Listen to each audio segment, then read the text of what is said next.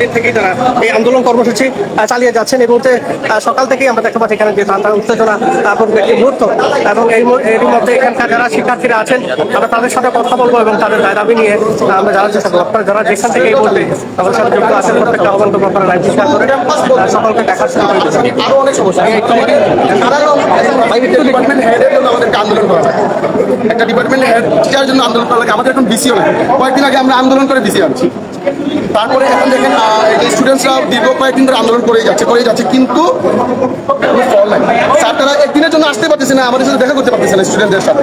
আমরা 3 দিনের আতিথ্য দিয়েছিলাম, 3 দিনের অতিক্রম হয়ে গেছে। হ্যাঁ অবশ্যই 3 দিনের ইতিমধ্যে হয়ে গেছে। এখানে আপনারা মনে করেন আমরা গত পরশুদিন থেকে মানে আন্দোলন চালিয়ে যাচ্ছি, গত পরশুদিন থেকে এরও অনেক আগে থেকে। এরপরে আপনাদের কি কার্যক্রম? আমাদের তো একক কোনো কার্যক্রম নেই, এখানে সব সাধারণ শিক্ষার্থীরা যে ডিসিশন নেবে সেই ডিসিশন অনুযায়ী আমরা আমাদের কার্যক্রম সামনে ঘোষণা করবো। ধন্যবাদ। আমরা একটা কথা বলছিলাম এই আন্দোলনরত শিক্ষার্থীদের একজন প্রতিনিধির সঙ্গে ইতিমধ্যে আন্দোলনরত যে শিক্ষার্থীরা আছেন তাদের প্রতিক্রিয়া জানবো, এবং পাশাপাশি এখন পর্যন্ত তারা আসলে যেমনটা জানাচ্ছেন যে তারা স্থায়ী ক্যাম্পাসের কারণে তাদের এই দাবি তারা করে আসছেন, এবং এটা নিয়ে কিন্তু উত্তেজনা মুহূর্ত পার করছে। এবং একসময় ঘটনা যায় যে তারা রাস্তা অবরোধ করছে, আবার কখনো বা শোনা যায় যে তারা ক্যাম্পাসের ভেতরেই এই উত্তেজনাপূর্ণ মুহূর্ত হচ্ছে। এবং এই মুহূর্তে যারা শিক্ষার্থীরা আছেন তারা কিন্তু আসলে দফায় দফায় তাদের সাথে নিজেরাই আসলে আলোচনা করছেন, এবং তাদের পরিশেষে একটাই দাবি যে তারা স্থায়ী ক্যাম্পাস চায়, এবং এই নিয়ে তাদের প্রতিক্রিয়া আমরা জেনেছি। আরো বেশ কয়েকজন শিক্ষার্থীরা আছে, আমরা তাদের সাথেও কথা বলবো এবং তাদের কাছে আসলে একটু তাহলে বুঝবেন যে একটা স্টুডেন্টের ভবিষ্যৎ কিন্তু তার সার্টিফিকেটের উপরে অনেকটা নির্ভরশীল। হ্যাঁ আমরা যে লেখাপড়া করছি, আমাদের যদি সার্টিফিকেট আজ বা কাল যদি আপনার নিবন্ধন বাতিল হয়ে যায় বা আমার সার্টিফিকেট মূল্য না থাকে, তাহলে আমরা এই যে এতদিন কষ্ট করে আমাদের বাবা মারা লেখাপড়া চালিয়ে যাওয়ার জন্য টাকা পয়সা খরচ করবো, এটা কোনো মূল্য থাকে না। আমাদের জীবনে যে এতটা অনেক লম্বা সময় আমরা অতিবাহিত করলাম, এটা কোনো মূল্য থাকবে না। তো আজকে আমাদের বোর্ড অফ ডিরেক্টর যারা আছে, চেয়ারম্যান যারা আছেন, তাদের দায়িত্ব আমাদের এই বিষয়গুলো আনুষঙ্গিক বিষয়গুলো সমাধান করা। তো আমরা মানে সকাল থেকে না খেয়ে এখানে প্রত্যেকটা স্টুডেন্ট এসে আন্দোলন করতেছে, এগুলো তো আমাদের একক আন্দোলন না, এটা বুঝতে হবে। মানে আমাদের যারা আছে তাদেরও বুঝতে হবে এই বিষয়গুলোই আর কি। আমাদের শিক্ষকরা ইতিমধ্যে আমাদের সাথে যোগাযোগ করছেন, এই বিষয়টা সমাধান করার চেষ্টা করে যাচ্ছেন, কিন্তু আমরা আসলে ফলস্বরূপ একটা উত্তর চাই তাদের কাছে। আর এই আন্দোলন কতদিন পর্যন্ত থামবে না, যতদিন না আমাদেরকে সুস্পষ্ট উত্তর এবং ফলাফল তারা যদি আমার দেখাতে না পারে, তাহলে এই আন্দোলন থামবে না। আমাদের একটা স্থায়ী ক্যাম্পাস দরকার। আমাদের এই ক্যাম্পাসের ভিতরে বিভিন্ন আমরা এখানে পড়ালেখা করতে আসি, এখানে আন্দোলন করতে আসি না। আমাদেরকে মুখ করে ক্লাসের জন্য আন্দোলন করতে হয়েছে 5 তারিখের পরে। আমাদেরকে এখানে হেড ডিপার্টমেন্টের জন্য আমাদেরকে আন্দোলন করতে হয়েছে। আমাদেরকে এখানে আমাদের ক্যান্টিন নেই সাধারণ। আমাদের এই ক্যাম্পাসে আপনার আজকে দেখেন একটা ঘটনা, সকালে যখন স্টুডেন্ট এখানে আন্দোলন করতেছিল, কে বা কারা উপরে আগুন ধরিয়ে দিচ্ছিল, ঠিক আছে? আমরা কিন্তু কেউই জানি না এখন কে বা কারা এই স্টুডেন্টদেরকে ফাঁসানোর জন্য এই কনস্পিরেসি করছে। এই দায়িত্বটা কার? এই প্রশাসনের, এই ভার্সিটি প্রশাসন এটা তদন্ত করে বের করতে হবে। আর অবশ্যই এখানে আপনার দেখবেন সব থেকে সিসি ক্যামেরা আছে। তারপরে কে বা কারা আমাদেরকে ফাঁসানোর জন্য বা স্টুডেন্টদেরকে ফাঁসানোর জন্য আগুনের একটি মানে নির্লজ্জ ব্যয়াবনের কাজটা করলো। আমার দ্রুত দাবি থাকবে, ক্যাম্পাস তো বন্ধ রয়েছে, এর মধ্যে অগ্নিকাণ্ডের যে ঘটনাটি, এটি আসলে কারণ কি হতে পারে? কারণ এটা হতে পারে যে স্টুডেন্ট সাধারণ শিক্ষার্থীদেরকে ফাঁসানোর জন্য তারা এই নির্লজ্জ ব্যয়াবনের কাজটা করে। আমরা জানি না, আমরা চাইবো এটা সুষ্ঠু তদন্তের মধ্যে যেন বের হয়ে আসে। সিসি ফুটেজ টানানোর বিষয়টা আপনারা দাবি জানিয়েছেন? হ্যাঁ অবশ্যই আমরা এটা দাবি জানাচ্ছি। সিসি ফুটেজ আপনার রিল বের করে দেখা উচিত কে বা কারা এই পরিবেশ কাজটি ঘটিয়েছে, কারণ এখানে অনেক বড় ঘটনা ঘটতে পারতো। এখানে সাধারণ শিক্ষার্থীদের ফিউচার নিয়ে কথা বলা হচ্ছে, তাহলে আসলে এইসব গা ছাড়া চলাফেরা তো আমরা বরদাস্ত করতে পারতেছি না এই প্রশাসনের। ক্যাম্পাসটা স্থায়ীকরণের দাবি আপনাদের দীর্ঘদিন থেকে, আসলে এটি এখনো বাস্তবায়ন হচ্ছে না, এর জন্য আপনি কাকে দায়ী মনে করেন? আমি আমাদের বন্ধুদের প্রশাসনের যারা দায়িত্বে আছে তাদেরকে মানে দোষারোপ করতেছি, কারণ 10-12 বছর হয়ে গেছে, এখন 14 বছর প্রায় এখনো ভিত্তি স্থাপন করা হয়নি। এই দেখেন আপনার এখানে একটা আপনার ইয়েতে ঝুলিয়ে রাখছে ছবি, এইটা দেখে দেখে স্টুডেন্টদের ভর্তি করতেছে। কিন্তু আমরা তো একটা ক্যাম্পাস চাই, আমরা তো রোহিঙ্গা না, আমরা তো রোহিঙ্গা স্টুডেন্ট না, আমরা বৈষম্য শিকার। আমরা শাহজালাল ইউনিভার্সিটির মতো একটা ভার্সিটিতে যখন এটা আমন্ত্রণে যাই, তখন তারা ইচ্ছাকৃত পাবে বলে আমরা নর্থ সাউথ ইউনিভার্সিটি, আমাদের আঘাত লাগে। তাদের আঘাত লাগবে না, কারণ তারা এখানে পড়ালেখা করে না। আমাদের সার্টিফিকেট, আমরা এই সার্টিফিকেট নিয়ে একটা চাকরি করবো, বিদেশে যাবো, আমাদের ভবিষ্যৎ আছে। আজকে এইসব বিষয় নিয়ে আমরা আমাদের হৃদয় রক্তক্ষরণ হচ্ছে। আচ্ছা, এখানে যে সমষ্টিগতভাবে যে শিক্ষার্থীদের থাকার কথা অর্থাৎ আপনার ক্যাম্পাসে, কিন্তু তুলনামূলক কম দেখছি। কারণ এই তুলনামূলক কম যেটা আপনি দেখছেন, আপনি এখন আসছেন, এখন বাজে কয়টা? এখন বাজে আপনার 3টা, প্রায় 4টা বেজে গেছে। আমরা সকাল থেকে সব স্টুডেন্টরা ছিল, কিন্তু এই যে অগ্নিকাণ্ডের একটা বিষয় যখন ঘটে, তখন সাপোজ অনেক স্টুডেন্টস একটু প্যানিক হয়ে যায়, ঠিক আছে? এখানে অনেক মেয়েরা আছে, অনেক দূর দূরান্ত থেকে আছে, অনেক ছেলেরাও আছে, অনেক দূর দূরান্ত থেকে আছে। আমরা এই ইউনিভার্সিটির ছাত্ররা, আপনারা মানে আমরা এই ভার্সিটির আমরা মানে আমাদের জীবন দিয়ে দিয়ে দিতেছি। আপনাকে ধন্যবাদ। আপনার কাছে বৈষম্য রয়েছে। আপনারা আন্দোলন করলেন কিন্তু নিজেরা এখন বৈষম্যের শিকার। বর্তমান সরকারের কাছে কোনো কিছু চাওয়া আছে? বর্তমান সরকারের কাছে চাওয়া যে আমাদের যে ট্রাস্টি বোর্ড এদেরকে সরকার থেকে কোনো একটা মানে প্রভাব ফেলতে হবে এদের উপর, যাতে আমাদের দাবিগুলো পূরণ হয়। কারণ আমাদের তো এই ইউনিভার্সিটির প্রথম ফেসিলিটিসটাই হচ্ছে পার্মানেন্ট ক্যাম্পাস। আমাদের পার্মানেন্ট ক্যাম্পাস নাই বলে আমাদের সার্টিফিকেটের ভ্যালু নাই। বিভিন্ন জব সেক্টরে গেলে তো আমাদেরকে accept করবে না, কিন্তু এটা গভর্নমেন্টকে দেখতে হবে। লিখিতভাবে কোনো আবেদন করেছিলেন? লিখিতভাবে বলতে দেখুন, ইউনিভার্সিটির ট্রাস্টি বোর্ডকে অনেকবার এই বিগত 9 মাস আগেও একবার ইনফর্ম করা হয়েছিল। তখন ওনারা আশ্বস্ত করেছিলেন যে 6 মাসের ভিতরে ক্যাম্পাস তৈরি হয়ে যাবে, কিন্তু 9 মাস অলরেডি পার হয়ে গেছে, কিন্তু আমরা এখন ক্যাম্পাস পাচ্ছি না। তারপর বলা হলো, আমরা একদিন গেলাম, গিয়ে জিজ্ঞেস করলাম যে উনি আসবেন কিনা টিচার। তখন দেখা গেল যে ট্রাস্টি বোর্ডের একজন বললেন পরের দিন সকালে আসবেন 10টায়, কিন্তু উনি আসলেন না। এসে তারপরের দিন আবার আমরা বললাম যে আপনারা আসবেন কিনা, তখন ওনারা বললেন যে আসতে পারবেন না। এই যে একটা ফাঁকি দেওয়া, এটা কি ট্রাস্টি বোর্ড অথরিটি? আপনারা কি এটার ওনার?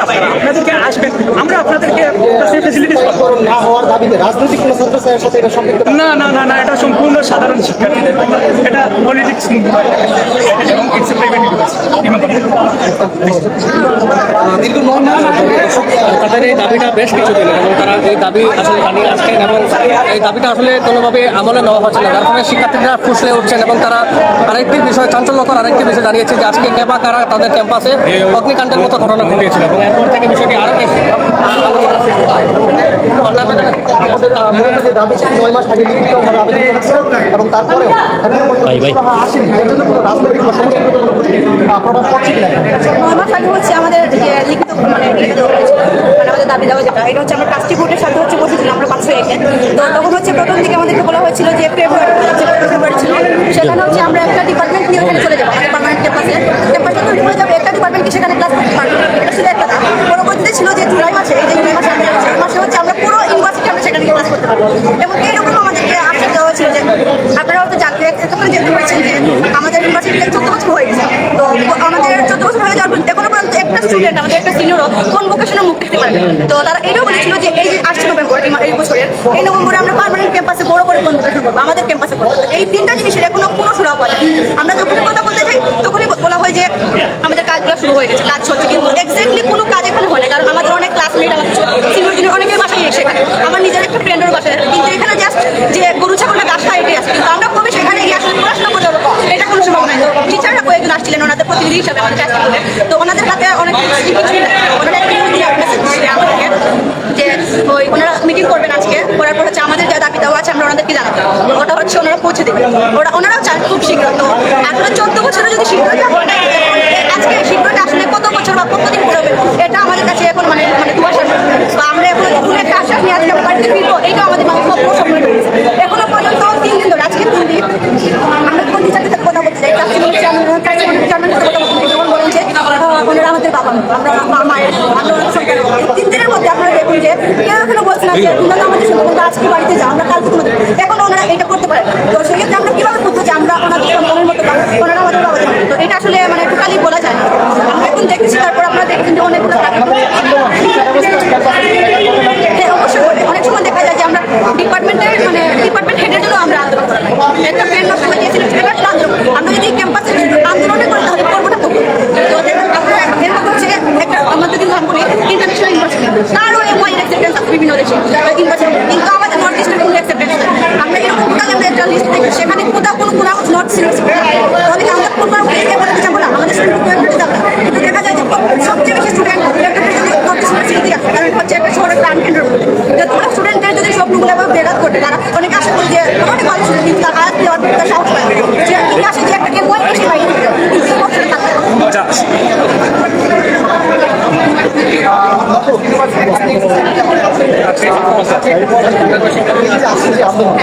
এই আন্দোলন থেকে সরকারকে কি মেসেজ দিতে যাচ্ছে? তার যে বড় প্রশ্ন হচ্ছে মন্ত্রী রয়েছে, দুজন মন্ত্রী আপনাদের এই স্থায়ী কর্মীর দাবির এই বিষয়টি অবগত আছে? আমি আসলে এই ব্যাপারে খুব একটা বলতে মানে পারবো না এখন, কারণ আমি একটু বিস্তারিত কিছু জানি না। আমার কাছে ওনাকে অবস্থানের কথা আমি সিওরিটি দিতে পারছি। আর মেনটা হচ্ছে গিয়ে যে আমাদের যখন অ্যাসাইনমেন্ট থেকে একদিন লেট হয়, আমাদের যখন অ্যাটেন্ডেন্স দিতে যদি একটা নেটে আসে 10 মিনিট অ্যাটেন্ডেন্স দিতে হলে আমাদের নেট বাহানা করতে হয়। সময়ের মূল্যটা হচ্ছে আমি আমার শিক্ষা প্রতিষ্ঠানে মানে শিখছি, কিন্তু এই শিক্ষা প্রতিষ্ঠান থেকে যদি আমি সময়ের ব্যাপারে তাদের কাছ থেকে যদি আমি উপযুক্ত কোনো অ্যাকশন না দেখতে পাই, তখন আমারই খারাপ লাগবে। এখন হচ্ছে গিয়ে যে এই যে এত বছর 14-16 বছর ধরে আমাদের ক্যাম্পাস হয়েছে, এখন পর্যন্ত যদি কেউ বলে যে আমাদের বাজেট হয় নাই, আমাদের এই লিখ হবে ওইটা লিখ হবে, তাদেরকে আমরা কিভাবে নিব?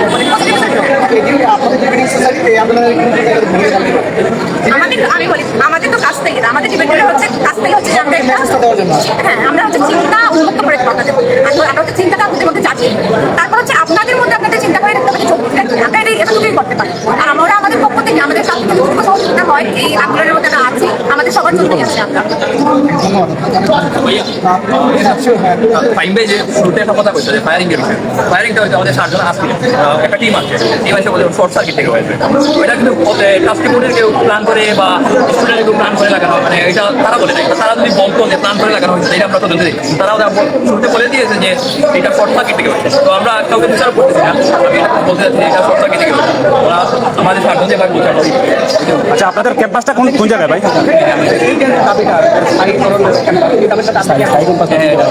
আমাদের সবারই এখানে সবারই আছে, সবারই একটাই দাবি, আমরা মেন ক্যাম্পাস জানি ভোট করে হবে না, কিন্তু ওরা আমার সাথে বসতে যাচ্ছে। এই জন্য আমরা প্রেসটা চাই নাই, ওইটা আলটিমেটলি হয়ে গেছে, আমরা প্রেসটা চাই নাই, কিন্তু ওরা আমার সাথে বসতে যাচ্ছে। যদি আমরা প্রেসে নিয়ে আসতে ওরা বসতে চাচ্ছে, ওরা একটু সময় যাচ্ছে, অনেকে বাইরে আছে, অনেকে বেশি জায়গাতে আছে।